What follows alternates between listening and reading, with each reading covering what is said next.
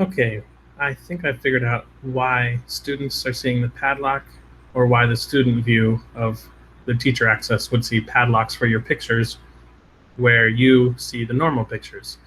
So let's look at an example of that real quick. I'm recording this as an example for everybody, not just the one particular issue that we're talking about.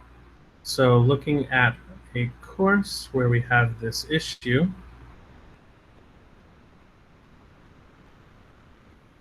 here you can see the home page has welcome pictures, some other pictures like decorations and pictures that have links to other sections. But if you click student view,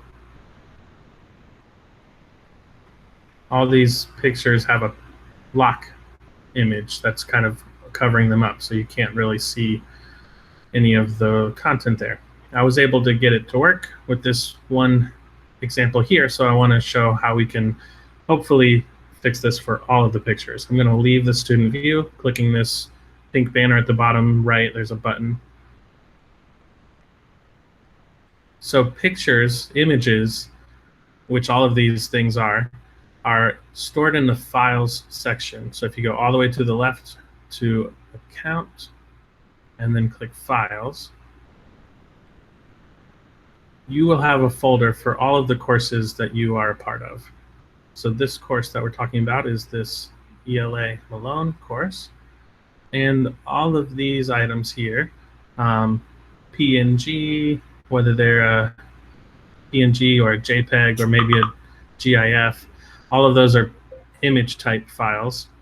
And I'm just scrolling past a lot of them. Here's a welcome slide. And the one thing that tripped us up here is this welcome slide is not the one that we were able to see.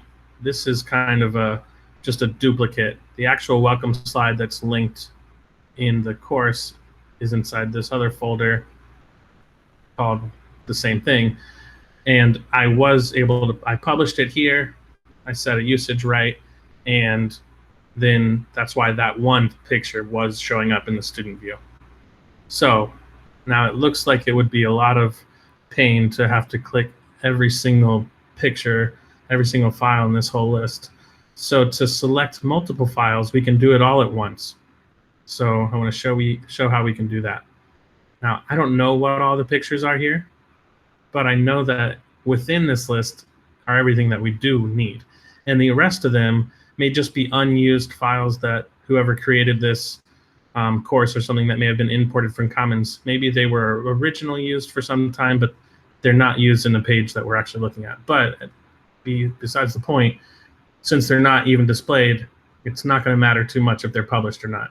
So I just clicked on the first file there, and now I'm going to scroll all the way down to this one, second from the bottom, because I can see the bottom two are already published. And I'm holding Shift. So holding Shift right now and clicking again at this bottom file. It looks like my selection did not follow me. I'm going to click from right here. Yeah, that's what I want. I just hit the first one right here. I clicked here while holding Shift. I want to hold Shift and select all the way down here. Yeah, okay, that worked. So now, scrolling all the way back up, it tells me right here 61 items are selected, and I can manage usage rights for all of these together. They have different usage rights. It's telling me in some cases you may actually have paid for some usage rights. You may have downloaded a public domain picture. These are the options here. Or if it's a picture that you created, you can say that you hold the copyright. In this case, and I know in this specific example, Nancy has paid for some of these by paying for them on Teachers Pay Teachers, where it makes sense to say I've obtained permission to use this file. If you paid for it from the person who created it, that's your permission. But for now, I'm actually going to just choose this one because I think this is kind of a blanket exception for most cases where this is fair use. The right to quote or something. We're not trying to sell these courses. These courses are also not public. They're private right now. So I want to say it's not 100% of the time okay to say something is fair use. If you were in a lot of other cases where you may be trying to make some kind of, profit off of a website you're designing, you can't just go and pull pictures off of Google. But a lot of these were from the paid thing that Nancy found, so I'm going to choose it for now. And we could one by one change those, but we're trying to do this in a streamlined fashion. So choosing that usage right. And then I'm also going to choose publish for all of the files. So it should do this for all 61. Let's see if we get any kind of error. Hitting save.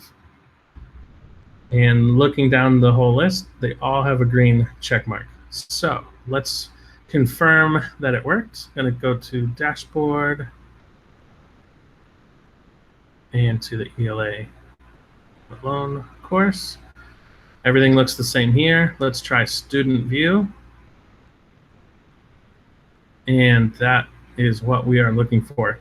So as you can see, only these pictures that she paid for and are showing up here are the ones the students are going to see. So that's why I feel comfortable saying, yes, the fair use, or that you've obtained the permission. In this case, it's okay to say that.